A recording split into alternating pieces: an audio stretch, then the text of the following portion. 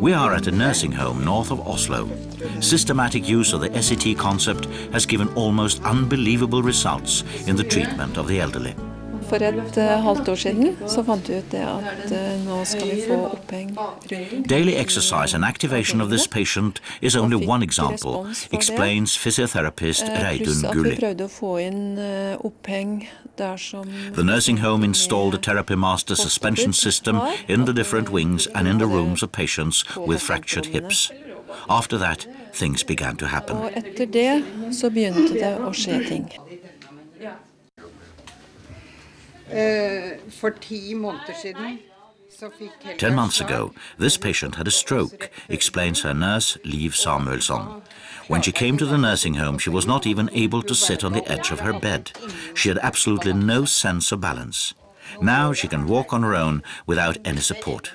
Naturally, this is very important for the patient's self-confidence. It's fun to work here now, says Reidun Gulli.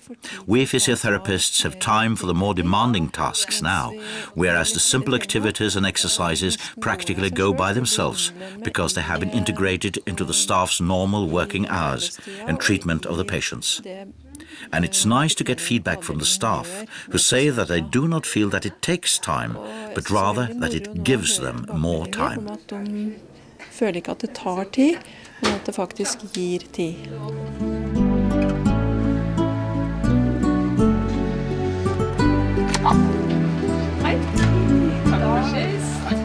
We join Reidun Gulli in the home of 80-year-old Lovisa, who broke her hip and upper arm a year ago.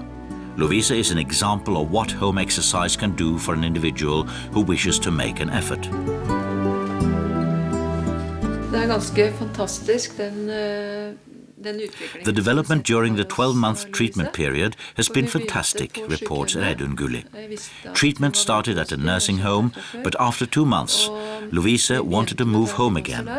The problem was that she could not bear the thought of going to the physiotherapist every time she did her exercises.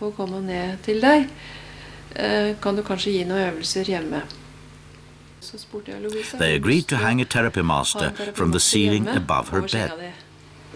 With the guidance of the physiotherapist, she began training her hip and arm. 9 months later, she had performed her own exercise program 300 times, and there was tremendous development. The physiotherapist was present only 10 times. Reidun Gulli believes that it is important that the patient does not become dependent on the physiotherapist.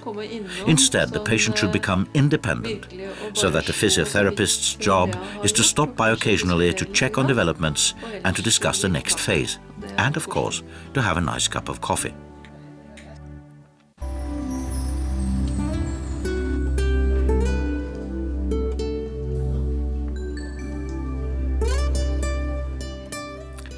Reidun and her husband Marcel have their own physiotherapy institute where they have installed some 20 Therapy Master exercise devices.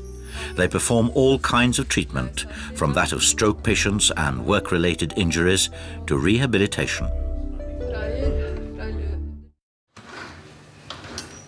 Berit nå kommet så langt at jeg går med stokk og går med meg. This stroke patient has now progressed so far that she can walk with a cane or with a helper. It has been good for her to use her own body. The treatment program is designed to provide variation and challenges for the patient. Reidun also conducts exercise groups that use Therapy Master equipment. An exercise group may consist of patients with rheumatism, stroke patients, and patients with other neurological complaints. Nonetheless, the exercises may be adapted to the individual patient.